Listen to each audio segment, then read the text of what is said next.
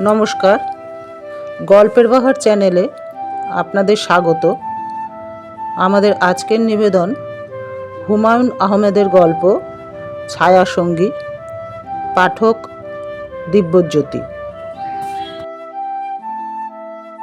প্রতি বছর শীতের সময় ভাবি কিছুদিন গ্রামে কাটিয়ে আসব, দলবল নিয়ে যাব, হইচই করা যাবে। আমার বাচ্চারা কখনো গ্রাম দেখেনি, তারা ভারী খুশি হবে। পুকুরে ঝাপাঝাপি করতে পারবে, শাপলা ফুল যে শুধু মতিঝিলের সামনেই ফোটে না, অন্যান্য জায়গাতেও ফোটে, তাও সচক্ষে দেখতে পারবে। আমার বেশিরভাগ পরিকল্পনাই শেষ পর্যন্ত কাজে লাগাতে পারি না। এটা কেমন করে জানি লেগে গেল। একদিন সত্যি সত্যি রওনা হলাম। আমাদের গ্রামটাকে অজপাড়াগা বললেও সম্মান দেখানো হয়। যোগাযোগ ব্যবস্থার এমন সুন্দর সময়ও সেখানে পৌঁছতে হয় গরুর গাড়িতে, বর্ষার সময় নৌকা, তবে মাঝখানে একটা হাওর পড়ে বলে সেই যাত্রা অগস্ত্য যাত্রার মতো। অনেক দিন পর গ্রামে গিয়ে ভালো লাগলো। দেখলাম আমার বাচ্চাদের আনন্দ বর্ধনের সব ব্যবস্থাই নেওয়া হয়েছে। কোত্থেকে যেন একটা হাড় জিরজিরে বেতো ঘোড়া জোগাড় করা হয়েছে। এ ঘোড়া নড়াচড়া করে না, এক জায়গায় দাঁড়িয়ে থাকে। খুব বেশি বিরক্ত হলে দীর্ঘ নিঃশ্বাসের মতো একটা শব্দ করে এবং লেজটা নাড়ে। বাচ্চারা এত বড় একটা জীবন্ত খেলনা পেয়ে মহা খুশি। দু তিনজন একসঙ্গে ঘোড়ার পিঠে উঠে বসে থাকে। তাদের অসংখ্য বন্ধু বান্ধবও জুটে গেল। যেখানেই যায় তাদের সঙ্গে গোটা 50 ছেলেপুলে থাকে। আমার বাচ্চারা যা করে তাতেই তারা চমৎকৃত হয়। আমার বাচ্চারা তাদের বিপুল জনপ্রিয়তায় অভিভূত। তারা যাবতীয় প্রতিভা দেখাতে শুরু করলো। কেউ কবিতা বলছে, কেউ গান, কেউ ছড়া। আমি এক গাদা বই সঙ্গে করে নিয়ে গিয়েছিলাম। আমার পরিকল্পনা পুরোপুরি বিশ্রাম নেয়া, শুয়ে বসে বই পড়া, খুব বেশি ইচ্ছা করলে খাতা কলম নিয়ে বসা। একটা উপন্যাস অর্ধেকের মতো লিখেছিলাম, বাকিটা কিছুতেই লিখতে ইচ্ছা করছিল না। পাণ্ডুলিপি সঙ্গে করে নিয়ে এসেছি, নতুন পরিবেশে যদি লিখতে ইচ্ছা করে। প্রথম কিছুদিন বই বা লেখা কোনোটাই নিয়ে বসা গেল না। সারাক্ষণই লোকজন আসছে। তারা অত্যন্ত গম্ভীর গলায় নানান জটিল বিষয় নিয়ে আলোচনায় উৎসাহী। এসেই বলবে, দেশের অবস্থাটা কি কম দেখি ছোট মিয়া, বড়ই চিন্তাযুক্ত আছি। দেশের হইলটা কি, কি দেশ ছিল আর কি হইল। দিন 4-5 পর সবাই বুঝে গেল দেশ সম্পর্কে আমি কিছুই জানি না, গল্প গুজবও তেমন করতে পারি না। তারা আমাকে রেহাই দিল, আমি হাঁফ ছেড়ে বাঁচলাম। গ্রামের নতুন পরিবেশের কারণেই হোক বা অন্য কারণেই হোক, আমি লেখালেখি কাটাকুটি করি। সন্ধ্যায় স্ত্রীকে সঙ্গে করে বেড়াতে বের হই, চমৎকার লাগে। প্রায় রাতেই একজন দুজন করে গাতক আসে। এরা জ্যোৎস্না ভেজা উঠোনে বসে চমৎকার গান ধরে। ও মনা, এই কথাটা না জানলে প্রাণে বাঁচতাম না, না না না, আমি প্রাণে বাঁচতাম না। সময়টা বড় চমৎকার কাটতে লাগলো। লেখার ব্যাপারে আগ্রহ বাড়তেই লাগলো। সারা দিনই লিখি। এক দুপুরের কথা, এক মনে লিখছি। জানালার ওপাশে খুট করে শব্দ হলো। তাকিয়ে দেখি খালি গায়ে রোগামতো 10-11 বছরের একটা ছেলে গভীর আগ্রহে আমার দিকে তাকিয়ে আছে। ওকে আগেও দেখেছি। জানালার ওপাশ থেকে গভীর কৌতূহলে সে আমাকে দেখে, চোখে পড়লেই পালিয়ে যায়। আজ পালালো না। আমি বললাম, কিরে? সে মাথাটা চট করে নামিয়ে ফেলল। আমি বললাম, চলে গেলি নাকি? ও আড়াল থেকে বলল, না। নাম কি রে তোর? মন্তাজ মিয়া। আয়, ভেতরে আয়। না। আর কোনো কথাবার্তা হলো না। আমি লেখায় ডুবে গেলাম। ঘুঘু ডাকা শ্রান্ত দুপুরে লেখালেখির আনন্দই অন্যরকম। মন্তাজ মিয়ার কথা ভুলে গেলাম। পরদিন আবার এই ব্যাপার। জানালার ওপাশে মন্তাজ মিয়া বড় বড় কৌতূহলী চোখে তাকিয়ে আছে। আমি বললাম, কি ব্যাপার মন্তাজ মিয়া, আয় ভেতরে। সে ভেতরে ঢুকলো। আমি বললাম, থাকিস কোথায়? উত্তরে পোকা খাওয়া দাঁত বের করে হাসলো। স্কুলে যাস না? আবার হাসি। আমি খাতা থেকে একটা সাদা কাগজ ছিঁড়ে তার হাতে দিলাম। সে তার এই বিরল সৌভাগ্যে অভিভূত হয়ে গেল। কি করবে বুঝতে পারছে না যেন। কাগজটার গন্ধ শুকলো একবার, গালের উপর খানিকক্ষণ চেপে ধরে রেখে উল্কার বেগে বেরিয়ে গেল। রাতে খেতে খেতে আমার ছোট চাচা বললেন, মন্তাজ হারামজাদা তোমার কাছে নাকি আইছে, আসলে এক সর দিয়ে বিদায় করবে। কেন? বিরাট সোর, যাই দেখে তুলে নিয়ে যায়, ত্রিসীমানা ঘেঁষতে দিবে না, 2 দিন পর পর মার খায়, তাতেও হুঁশ হয় না। তোমার এখানে এসে করে কি? কিছু করে না তো। চুরির সন্ধানে আছে, কে জানে, এর মধ্যে হয়তো তোমার কলম টলম নিয়েছে। না, কিছু নেয়নি। ভালো করে খুঁজে টুজে দেখো, কিছুই বলা যায় না। ওই সেলের ঘটনা আছে। কি ঘটনা? আছে অনেক ঘটনা, বলবো এক সময়। পরদিন সকালে যথারীতি লেখালেখি শুরু করেছি। হইচই শুনে বের হয়ে এলাম। অবাক হয়ে দেখি মন্তাজ মিয়াকে 3-4 জন চ্যাংদোলা করে নিয়ে এসেছে। ছেলেটা ফুপাচ্ছে, বোঝাই যাচ্ছে প্রচন্ড মার খেয়েছে।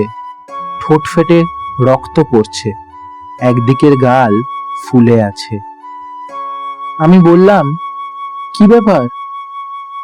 শাস্তিদাতাদের একজন বলল, দেখেন তো এই কলমটা আপনার কিনা, মন্তাজ হারামজাদার হাতে ছিল। দেখলাম কলমটা আমারই, 4-5 টাকা দামের বল পয়েন্ট। এমন কোনো মহার্ঘ বস্তু নয়, আমার কাছে চাইলেই দিয়ে দিতাম। চুরি করার প্রয়োজন ছিল না। মনটা একটু খারাপই হলো। বাচ্চা বয়সে ছেলেটা এমন চুরি শিখলো কেন? বড় হয়ে কি করবে ও? ভাই সাহেব, কলমখানা আপনার? হ্যাঁ, তবে আমি এটা ওকে দিয়ে দিয়েছি। ছেড়ে দিন। বাচ্চা ছেলে, এত মারধর করেন কেন? মারধর করার আগে আমাকে জিজ্ঞেস করে নেবেন না? শাস্তিদাতা নির্বিকার ভঙ্গিতে বলল, এই মাইরে ওর কিছু হয় না, এইটা এর কাছে পানি ভাত, মাইর না খাইলে এর ভাত হজম হয় না। মন্তাজ মিয়া বিস্মিত চোখে আমার দিকে দেখছে।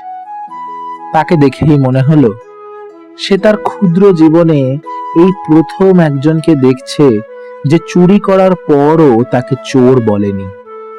মন্তাজ নিঃশব্দে বাকি দিনটা জানালার ওপাশে বসে রইল। অন্যদিন তার সঙ্গে 2-1টা কথাবার্তা বলি, আজ একটা কথাও বলা হলো না। মেজাজ খারাপ হয়েছিল।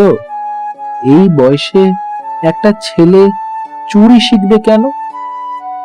মন্তাজ মিয়ার যে একটা বিশেষ ঘটনা আছে তা জানলাম আমার ছোট চাচির কাছে। চুরির ঘটনারও 2 দিন পর। গ্রামের মানুষদের এই একটা অদ্ভুত ব্যাপার, কোন ঘটনা যে গুরুত্বপূর্ণ আর কোনটা তুচ্ছ তা এরা বুঝতে পারে না। মন্তাজ মিয়ার জীবনের এত বড় একটা ব্যাপার কেউ আমাকে এতদিন বলেনি, অথচ তুচ্ছ সব বিষয় অনেকবার করে বলে গেছে ওর সম্বন্ধে। মন্তাজ মিয়ার ঘটনাটা এই। 3 বছর আগে কার্তিক মাসের মাঝামাঝি মন্তাজ মিয়া দুপুরে প্রবল জ্বর নিয়ে বাড়ি ফেরে। সেই জ্বরের প্রকোপ এতই বেশি যে শেষ পর্যন্ত মন্তাজ মিয়ার হতদরিদ্র বাবা একজন ডাক্তারও নিয়ে এলেন। ডাক্তার আনার কিছুক্ষণের মধ্যেই মন্তাজ মিয়া মারা গেল। গ্রামের জন্ম এবং মৃত্যু দুটাই বেশ স্বাভাবিকভাবে গ্রহণ করা হয়। মন্তাজ মিয়ার মা কিছুক্ষণ চিৎকার করে কাঁদল।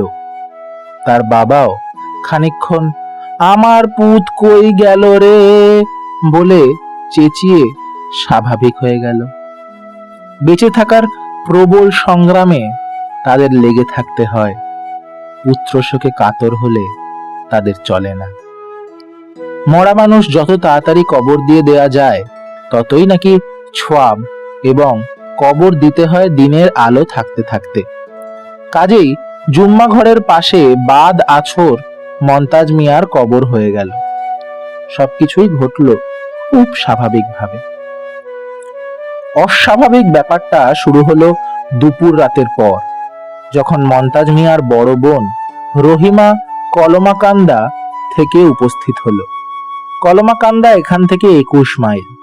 এই দীর্ঘ পথ একটি গর্ভবতী মহিলা পায়ে হেঁটে চলে এলো এবং বাড়িতে পা দিয়েই চেঁচিয়ে বলল, তোমরা করছো কি? মন্তাজ বাইসা আছে, কবর খুইরা তারে বাইর করো, দ্বিরং করবে না। বলাই বাহুল্য, কেউ তাকে পাত্তা দিল না। শোকে দুঃখে মানুষের মাথা খারাপ হয়ে যায়।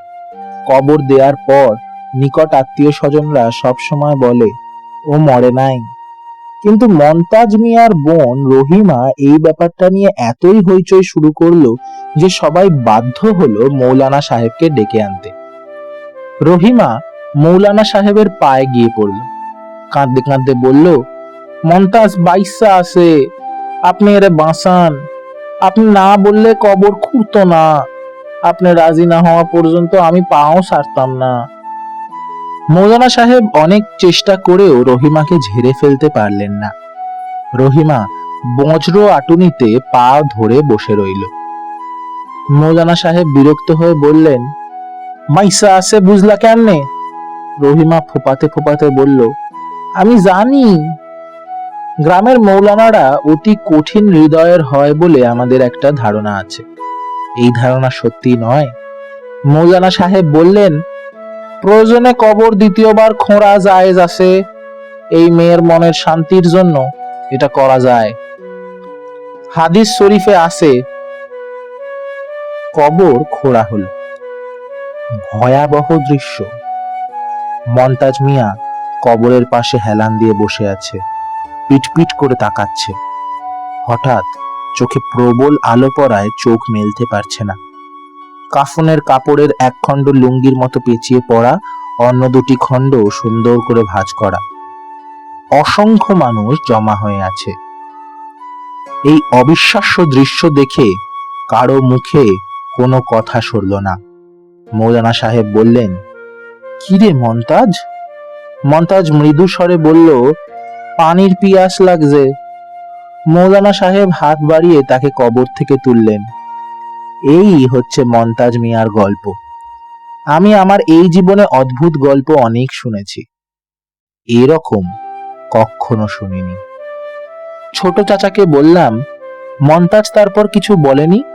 অন্ধকার কবরে জ্ঞান ফিরবার পর কি দেখলো না দেখলো এইসব? ছোট চাচা বললেন, না কিছু কয় নাই, হারামজাদা বিরাট বজ্জাত। জিজ্ঞেস করেননি কিছু? কতজনে কত জিজ্ঞেস করল, এক সাংবাদিকও আসছিল, ছবি তুললো, কত কথা জিজ্ঞেস করলো, একটা শব্দও করে না, হারামজাদা বদের হাড্ডি। আমি বললাম, কবর থেকে ফিরে এসেছে, লোকজন তাকে ভয় টয় পায় না? প্রথম প্রথম পাইতো, তারপর আর না। আল্লাহ তাআলার কুদরত, আল্লাহ তাআলার কেরামতি আমরা সামান্য মানুষ কি বুঝবো কও? তা তো বটেই, আপনারা তার বোন রহিমাকে জিজ্ঞেস করেননি সে কি করে বুঝতে পারলো মন্তজ বেঁচে আছে? জিজ্ঞেস করার কিছু নাই, এইটাও তোমার আল্লাহর কুদরত, উনার কেরামতি। ধর্মকর্ম করুক বা না করুক, গ্রামের মানুষদের আল্লাহ তাআলার কুদরত এবং কেরামতির উপর অসীম ভক্তি। গ্রামের মানুষদের চরিত্রে চমৎকার সব দিক আছে। অতি তুচ্ছ ঘটনা নিয়ে এরা প্রচুর মাতামাতি করে, আবার অনেক বড় বড় ঘটনা হজম করে। দার্শনিকদের মতো গলায় বলে, আল্লাহর কুদরত। আমি ছোট চাচাকে বললাম, রহিমাকে একটু খবর দিয়ে আনানো যায় না? ছোট চাচা বিস্মিত হয়ে বললেন, কেন? কথা বলতাম। খবর দেওয়ার দরকার নাই, এমনিই আসবে। এমনিতেই আসবে কেন? ছোট চাচা বললেন, তুমি পুলাপান নিয়ে আইসো, সাইড দিকে খবর গেছে এই গ্রামের যত মেয়ের বিয়ে হইছে সব এখন নাই ওরা আসবে, এইটাই নিয়ম। আমি অবাকই হলাম, সত্যি সত্যি এটাই নাকি নিয়ম? গ্রামের কোনো বিশিষ্ট মানুষ আসা উপলক্ষে গ্রামের সব মেয়েরা নাইওর আসবে। বাপের দেশে আসার এটা তাদের একটা সুযোগ, এই সুযোগ তারা নষ্ট করবে না। আমি আগ্রহ নিয়ে জিজ্ঞেস করলাম, কেউ কি এসেছে? আসবো না মানে? গ্রামের একটা নিয়ম শৃঙ্খলা আছে না? আমি ছোট চাচাকে বললাম, আমাদের উপলক্ষে যেসব মেয়েরা নাইওর আসবে তাদের প্রত্যেককে যেন একটা করে দামি শাড়ি উপহার হিসেবে দেয়া হয়, একদিন খুব যত্ন করে দাওয়াতেও খাওয়ানো হয়। ছোট চাচা এটা পছন্দ করলেন না বটে, তবে তার রাজি না হয়েও কোনো উপায় ছিল না। আবার আমাদের জমি জমা তিনি দীর্ঘদিন ধরে ভোগ দখল করছেন। গ্রামের নিয়ম মতো একসময় রহিমাও এলো, সঙ্গে 4টি ছোট ছোট ছেলেমেয়ে। হতদরিদ্র অবস্থা। স্বামীর বাড়ি থেকে সে আমার জন্য 2টা ডালিম নিয়ে এসেছে। আমার স্ত্রী তাকে খুব যত্ন করে খাওয়ালো। খাওয়ার শেষে তাকে শাড়িটি দেয়া হলো। মেয়েটি অভিভূত হয়ে গেল। এরকম একটা উপহার বোধহয় তার কল্পনাতেও ছিল না। তার চোখ দিয়ে টপ টপ করে পানি পড়তে লাগলো। আমি তাকে আমার ঘরে ডেকে নিলাম। কোমল গলায় বললাম, কেমন আছো রহিমা? রহিমা ফিসফিস করে বলল, ভালো আছি ভাইজান। শাড়ি পছন্দ হয়েছে? পছন্দ হইব না কি কোন ভাইজান? অত দামি জিনিস কি আমরা কোনোদিন চোখে দেখেছি? তোমার ভাইয়ের ব্যাপারটা জানতে চাচ্ছিলাম। তুমি কি করে বুঝলে ভাই বেঁচে আছে? রহিমা অনেকক্ষণ চুপ করে থেকে বলল, কি কইরা বুঝলাম আমি নিজেও জানি না ভাইজান। মৃত্যুর খবর শুই না দৌড়াইতে দৌড়াইতে আসছি, বাড়ির উঠানে পাও দিতেই মনে হইল মন্তাজ বইসা আছে। কি জন্য মনে হলো জানি না ভাইজান, মনে হইল। এইরকম কি তোমার আগেও হয়েছে? মানে কখনো কোনো ঘটনা আগে থেকেই কি তুমি বলতে পারো? জি না। মন্তাজ তোমাকে কিছু বলেনি? জ্ঞান ফিরলে সে কি দেখলো বা তার কি মনে হলো? জি না। জিজ্ঞেস করনি? করছি, হারামজাদা কথা কয় না। রহিমা আরো খানিকক্ষণ বসে পান টান খেয়ে চলে গেল। আমার টানা লেখালেখিতে ছেদ পড়ল। কিছুতেই আর লিখতে পারি না। সব সময় মনে হয় বাচ্চা একটা ছেলে কবরের বিকট অন্ধকারে জেগে উঠল কিভাবে? কি সে দেখলো, কি ভাবলো, তখন তার মনের অনুভূতি কেমন ছিল? মন্তাজ মিয়াকে জিজ্ঞেস করতে ইচ্ছা করে, আবার মনে হয় জিজ্ঞেস করাটা ঠিক হবে না। সব সময় মনে হয় বাচ্চা একটি ছেলেকে ভয়স্মৃতি মনে করিয়ে দেয়াটা অন্যায় কাজ। এই ছেলে নিশ্চয়ই প্রাণপণে এটা ভুলতে চেষ্টা করছে বলেই কাউকে কিছু বলতে চায় না। তবু একদিন কৌতূহলের হাতে পরাজিত হলাম। দুপুর বেলা গল্পের বই নিয়ে বসেছি। পাড়াগাঁর ঝিম ধরা দুপুর, একটু যেন ঘুম ঘুম আসছে। জানালার বাইরে খুট করে শব্দ হলো। তাকিয়ে দেখি মন্তাজ। আমি বললাম, কি খবর রে মন্তাজ? ভালো। বোন আছে না চলে গেছে? গেছে গা। আয় ভেতরে আয়। মন্তাজ ভেতরে চলে এলো। আমার সঙ্গে তার ব্যবহার এখন বেশ স্বাভাবিক, প্রায় খানিকটা গল্পগুজব হয়। মনে হয় আমাকে সে খানিকটা পছন্দও করে। এইসব ছেলেরা ভালোবাসার খুব কাঙাল হয়। অল্প কিছু মিষ্টি কথা, সামান্য একটু আদর, এতেই তারা অভিভূত হয়ে যায়। এই ক্ষেত্রেও তাই ঘটেছে বলে আমার ধারণা। মন্তাজ এসে খাটের এক প্রান্তে বসলো, আরে আরে আমাকে দেখতে লাগলো। আমি বললাম, তোর সঙ্গে কয়েকটা কথা বলি কেমন? আইসা। ঠিক মতো জবাব দিবি তো? আচ্ছা মমতাজ, কবরে তুই জেগে উঠেছিলি, মনে আছে? আছে। যখন জেগে উঠলি তখন ভয় পেয়েছিলি? না। না কেন? মমতাজ চুপ করে রইল, আমার দিক থেকে অন্যদিকে চোখ ফিরিয়ে নিল। আমি বললাম, কি দেখলি? চারদিকে অন্ধকার? হ। কেমন অন্ধকার? মমতাজ এবার জবাব দিল না, মনে হয় সে বিরক্ত হচ্ছে। আমি বললাম, কবর তো খুব অন্ধকার, তবু ভয় লাগলো না? মমতাজ নিচু স্বরে বলল, আর একজন আমার সাথে আসিল, সেই জন্যই তো ভয় লাগে নাই। আমি চমকে উঠে বললাম, আর একজন ছিল মানে? আর একজন কে ছিল? চিনি না, আন্ধাইরে কিছু দেখা যায় না। ছেলে না মেয়ে? জানি না। সে কি করলো? আমারে আদর করলো আর কইলো, কোনো ভয় নাই। কিভাবে আদর করলো মনে নাই। কি কি কথা সে বলল, মজার কথা, খালি হাসি আছে। বলতে বলতে মমতাজ মিয়া ফিক করে হেসে ফেলল। আমি বললাম, কিরকম মজার কথা, দু একটা বল তো শুনি। মনে নাই, কিছুই মনে নাই। সে কে, এটা কি বলেছে? জি না। ভালো করে ভেবে টেবে বলতো, কোনো কিছু কি মনে পড়ে? উনার গায়ে শ্যাওলার মতো গন্ধ ছিল। আর কিছু? মমতাজ মিয়া চুপ করে রইল।